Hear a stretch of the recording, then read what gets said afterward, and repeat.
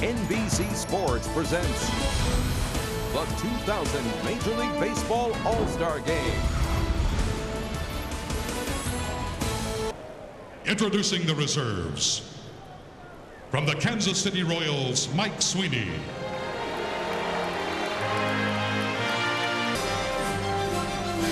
Batting seventh, from the Kansas City Royals, playing right field, Jermaine.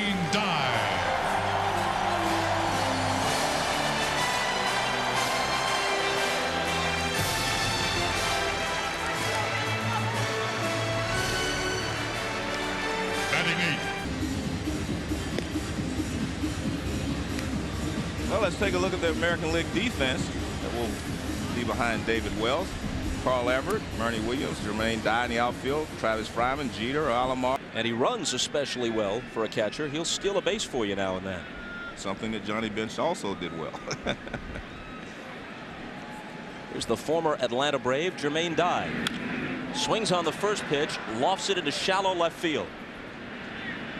Here's Guerrero to take it. Look at the smile on his face as he cocked the arm. Likely Hall of Famer, 9 of them in all. Giambi can't get it. It's through the hole. A 2-out single for Jim Edmonds.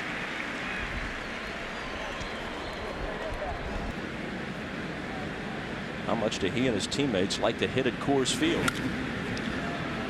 Fly ball shallow right. Jermaine Dye for the catch.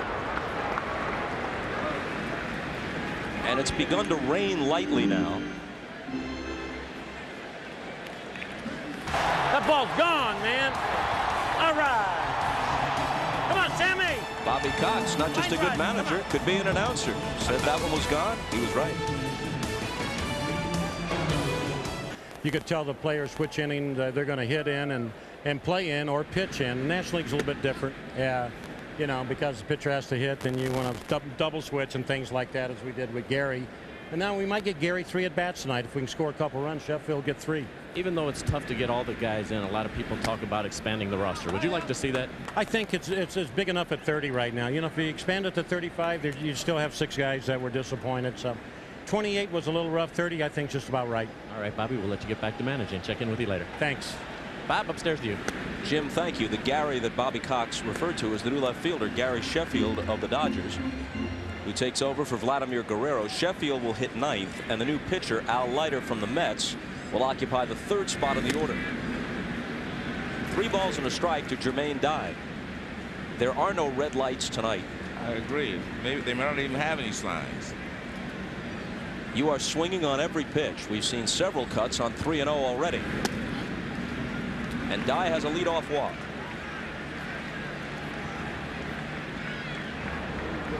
Well, Joe, the last time the All-Star Game was played in Atlanta over at the old ballpark, a hometown player hit a home run. It wasn't just any hometown player. It was Henry Aaron back in 1972. And it's happened again 28 years later. With the All-Star Game returning to Atlanta, Chipper Jones' home run has tied it at 1. Here's the Indians' Travis Fryman, the starting 3rd baseman. Hit hard. Jeff Kent has it come up on him and gets by him. Dye will stop at 2nd.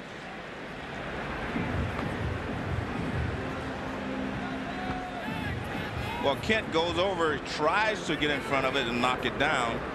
Ball's hit sharply right back through the middle by Fryman. If Kent comes up with it, it's a double play, but he slides into it and it goes on into center field for a base hit.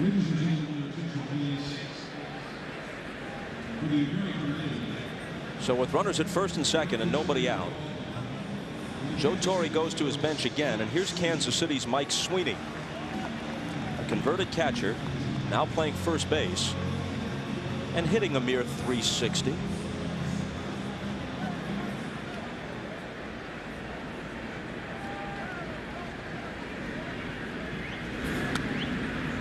Ball 1 to him.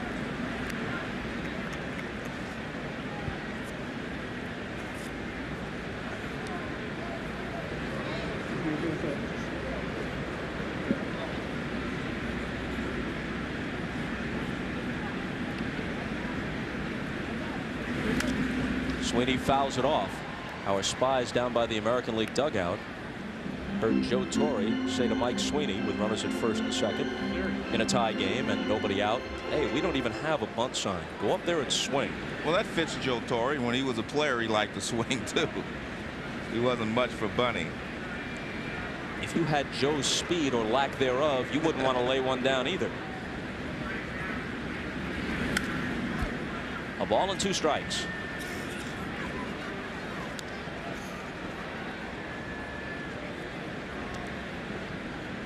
Sweeney at age 26 making his first All-Star appearance.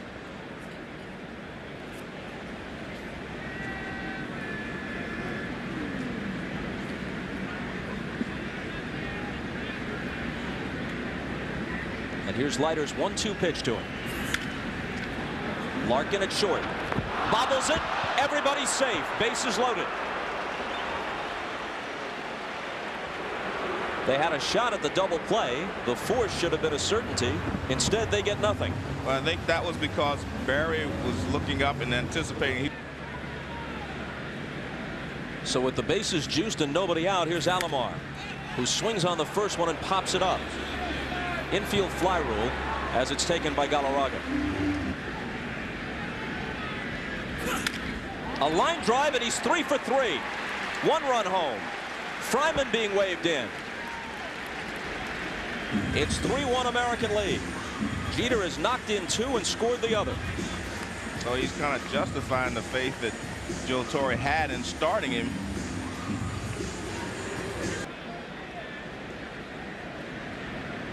Here's Bernie Williams. He's 0 for 2. A little nubber in front of the plate. Kendall pounces on it, throws him out. The runners move up to second and third. 4 complete in Atlanta. The American League trying to make it 4 in a row and leading 3-1. Saturday night on NBC. Well, most people have said Marion Jones was going to win 100, but Ingram Miller says she has something for her. Joe, you're all over it. Can we book you a flight to Sydney?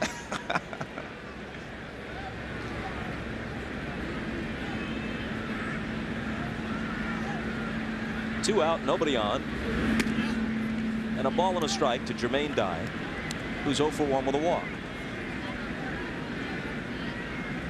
Bobby Cox said he knew Jermaine Dye would one day be an all-star caliber player, even before they traded him away to Kansas City. This is his first All-Star appearance at age 26. Glavin's ahead of him 1-2. Bob, the Braves got Michael Tucker back for him, and Michael Tucker helped them, get to the World Series. So it was still a pretty good trade, although Jermaine Dye is now an All-Star. Michael Tucker's still doing a good job for the Cincinnati Reds.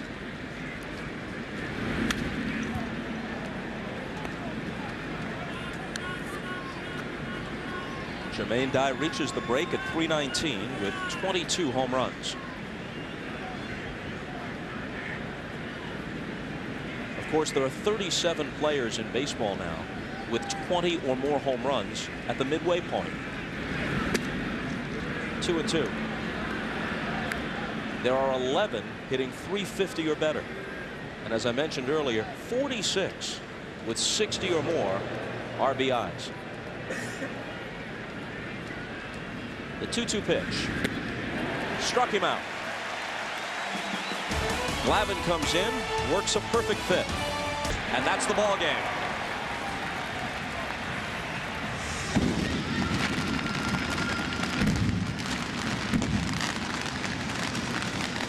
Six to 3.